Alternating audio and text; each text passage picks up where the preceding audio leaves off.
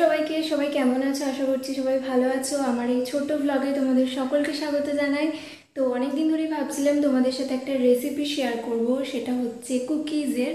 আজকে আমি প্রথমবার ট্রাই করব কুকিজ, সেটাও আবার বাটার ছাড়া, কারণ ম্যাক্সিমাম কুকিজের রেসিপিগুলোতে সবই বাটার দিয়ে করেছে, কিন্তু আমি যেহেতু বাটার ইউজ করছি না, জানি না কেমন হবে কুকিজটা। তো চলো বেশি ভাট না বকে ভিডিওটা শুরু করা যাক। কীরকমভাবে বানাচ্ছি কুকিজটা, তোমরাও কীভাবে বাড়িতে খুব অল্প উপকরণ দিয়ে তৈরি করতে পারবে সেটাও তোমরা দেখে নাও। তো চলো আমরা আজকে ফার্স্ট কুকিজ বানানোটা কেমন হয় বা কীভাবে বানাই তোমাদের সাথে শেয়ার করি। চলো। তো কুকিজটা বানাতে গেলে আমাদের একটা ব্যাটার রেডি করতে হবে সবার প্রথমে। তাই আমি এখানে একটা কাপ নিয়ে নিয়েছি, আর সেই কাপের 4 ভাগের 1 ভাগ আমি এখানে দিয়ে দিয়েছি সাদা তেল। এরপর আমি এখানে দিয়ে দিয়েছি ওই কাপেরই হাফ কাপ মতো চিনির গুঁড়ো, মানে আমি চিনিটাকে জাস্ট মিক্সির মধ্যে গুঁড়ো করে নিয়েছি, আর সেটাই আমি দিয়েছি হাফ কাপ মতো।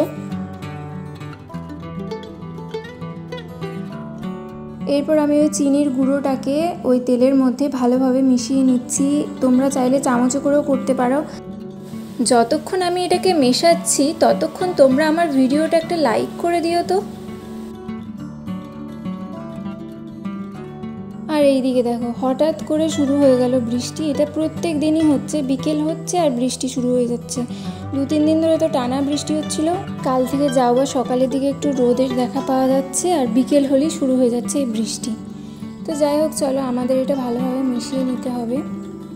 তো দেখো এরপর আমি দিয়ে দিয়েছি এখানে 1 কাপ পরিমাণ ময়দা। তোমরা চাইলে আটাও ইউজ করতে পারো এখানে, কিন্তু ময়দা ইউজ করলে বেশি ভালো হয় খেতে আর কি। তো আমি এখানে 1 কাপ পরিমাণে ময়দা এখানে দিয়ে দিচ্ছি। এরপর এর মধ্যে আমি দিয়ে দিচ্ছি হাফ টিস্পুন বেকিং পাউডার। তোমরা বেকিং পাউডারই ইউজ করবে, বেকিং সোডা দিলে কিন্তু হবে না। আর তারপর এখানে আমি দিয়ে দিয়েছি 2 টেবিল স্পুন মতো কোকো পাউডার। তো সব উপকরণ তো দেওয়া একদম ডান হয়ে গেছে। আর এইদিকে দেখো শুরু হয়ে গেছে জোরে জোরে বৃষ্টি পড়া। এখানে আর বসে আর ভিডিওটা করা যাবে না, এরপর যেতে হবে আমাদের ভেতরে, কারণ এখানে আর বসে থাকলে পুরো ভিজে যাব আমি। তো চলো ভেতরে যাই, আর তারপরে বাকি রান্নাটা করা যাবে। তো আমি দেখো হাতে করে ভালোভাবে এটাকে মাখিয়ে নিচ্ছি। আমাদের একটা ডো বানাতে হবে, যেরকম ঠিক আটা ময়দা মাখলে যেরকম হয় ঠিক সেরকম হবে ডোটা।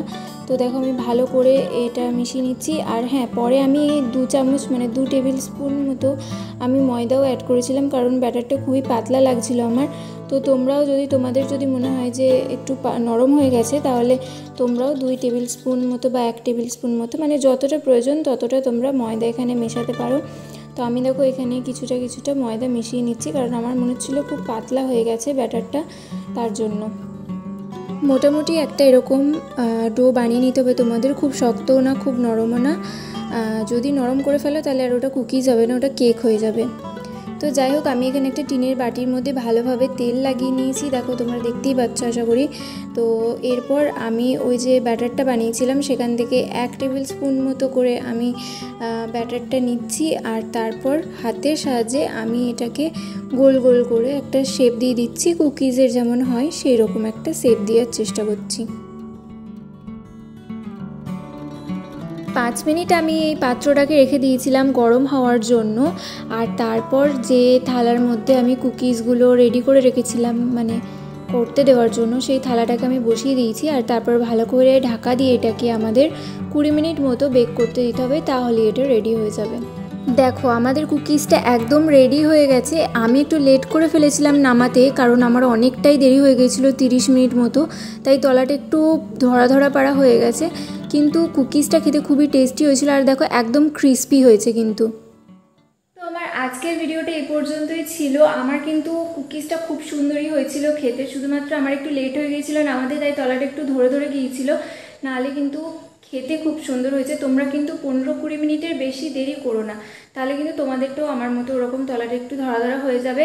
না হলে বাদবাকি টেস্ট কিন্তু খুব সুন্দর ছিল। তোমরা অবশ্যই রেসিপিটা বাড়িতে একবার ট্রাই করো, আর অবশ্যই কমেন্ট করে আমায় জানিও যে আজকের আমার ভিডিওটা তোমাদের কেমন লাগলো। সবাই ভালো থেকো, দেখা হচ্ছে পরের কোনো ভিডিওতে, ততদিনের জন্য টাটা।